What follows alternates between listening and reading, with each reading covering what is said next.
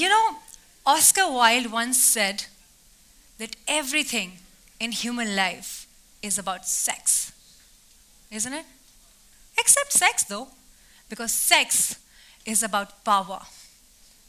And as Superman once said, with great power, with great power comes great responsibility.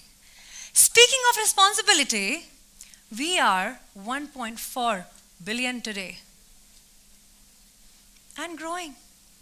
Growing as we speak, aren't we? Which means it is definitely happening. And a lot of it, isn't it? But we shy away to talk about it. I can sense the silence in the room right now. Why is it like we enjoy it so much? We love it. We watch things when nobody's watching, but we don't want to talk about it. Well, I am Anveshi Jain. I'm an actress and a singer and a social media influencer, if you like to call me that. I want to talk to you about sex education. I want to talk to you about the lack of it that brings some really serious consequences to us. I am not going to make you uncomfortable by talking about what, when, how, this, that. No. I'm just going to start by telling you a small story that will be self-explanatory. There was this little girl, her name was Toshi. She was bright, full of life, so exciting that wherever she walked in, she made the room cheer up. She was studying in 3rd standard, and her parents were working, and she had one younger brother she used to spend her most time with.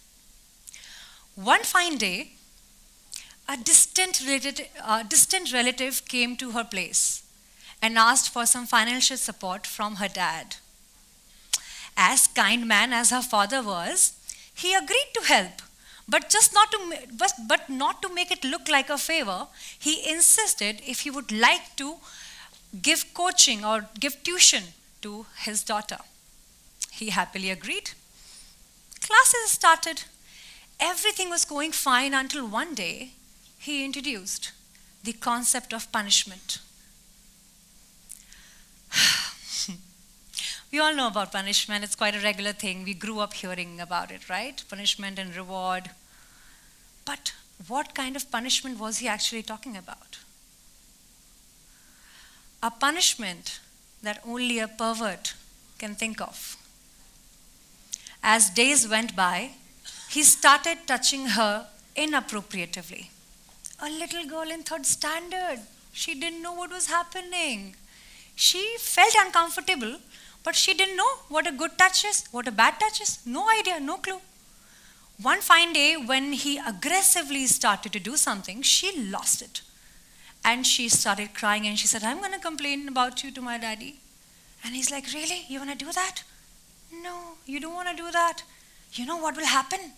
Your family will abandon you. They will throw you out of the house. And because you are a girl, they will blame you for everything that is happening. She got very, very scared. And she kept it to herself. Hona kya tha? The classes continued. The tutor got away with it, and he actually gave tuitions to a few more kids later on. This child, Toshi, as time passed by, was now a timid, silent, very, very sad girl. She started losing her marks. She didn't score well at all. She stopped laughing. She lost all her friends because she was in a cocoon. She was crumbling inside. She was crying in the washroom alone while everybody was eating together. And this continued until she reached her college. She grew up. She did whatever she had to do. But this loneliness, this crumbling feeling inside of her never really left her. She could not recover from the damage that tutor did. It sounds very small, you know, a little bit of touch here and there, a little bit of teasing, a little bit of not knowing what we are doing to the kids. The kid is unaware. It seems very small. But this girl went through over 20 years of trauma, and that took a lot of time when she wanted to heal it. She understood where her issues were coming from. She understood that she needed therapy. She understood that she will have a series of failed relationships because she will not like any guy coming close to her. That girl is now a grown-up girl. She's healed, she's happy, she's recovered, and she's standing right in front of you.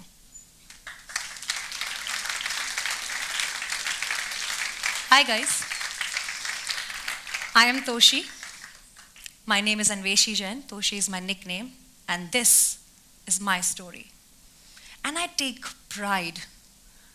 so much pride in talking about it, because I know many of you have gone through something similar, if not more, something less. In some ways, you all have experienced some kind of physical harassment, some kind of emotional harassment, or even boys, I'm saying boys, adults, kids, nobody is spared.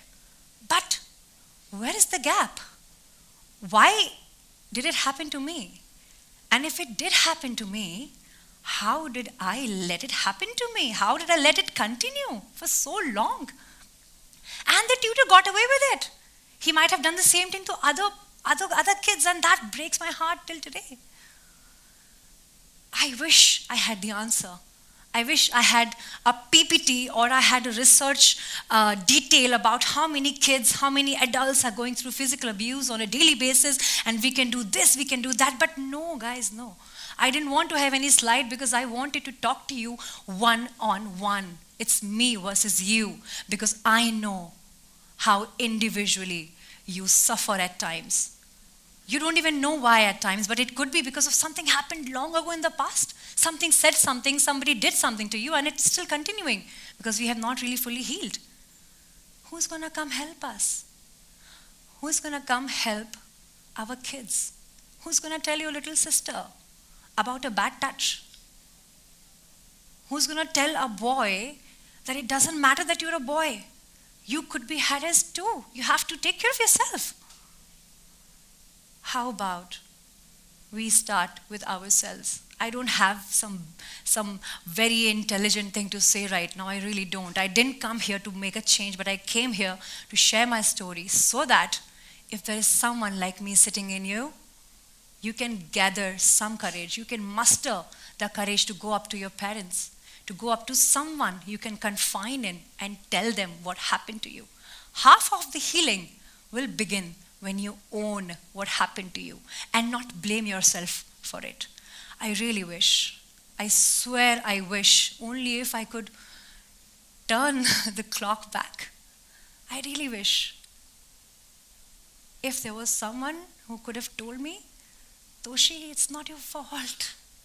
You didn't know anything. If you would have known better, you would have done better. And when somebody else is doing something to you, you are not to be blamed. It's their mistake.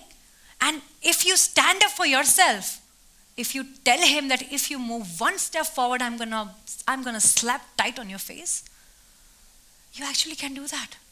You won't be wrong. And that's exactly what we should be doing. But who is going to teach this to our kids? Who is going to teach them how to act in such situations? And I'm very sure, even as adults, even till today, I shouldn't be saying this from where I'm coming from now. Even till today, I have seen that I come from a background of events. I have hosted events for good 6-7 years. I had a lot of clients from corporates like who called me to host the events, and some from weddings. And there used to be some people who were trying to be extra friendly, like they would want to shake my hand, unnecessary, for a little longer. I know about touch. I have been a dating coach. I've been talking about body language for years. I know it. They'll hold the hand. They would want to hug you. They'll ask me if I'm repulsive. Can I please hug you? Why? What is the need? But even today, I sometimes don't know how to react to such requests. I have no clue what to say, what not to say. And I can only imagine the scenario where there is power dynamics in play, where there is someone who is authoritative to you, and you can lose your job if you speak out. You can lose your dream if you do something about it. Be fearless. when you talk about what is right, when you stand up for yourself, the world stand up for you. And if nothing, at least you would know that you did the right thing because you stood for yourself. And trust me when I tell you this, I have walked out of places where respect was not served. I have walked out of films that didn't portray me correctly because I respect myself utterly. Because the way I love myself is how I tell the world how to treat me and how to love me. At the end, I would only make a request to all of you that don't shy away when it comes to talking about good touch, bad touch, whoever you care about. Talk to them about your issues and tell them that they don't have to go through what you went through, what I went through. We can give them a comfort zone. We can tell them that they can come to you. If nothing, at least they can come to you and you can deal with the situation better. And for yourself, as far as that is concerned, I think we can be a little more fearless and far, far more courageous. Thank you so much, ladies and gentlemen.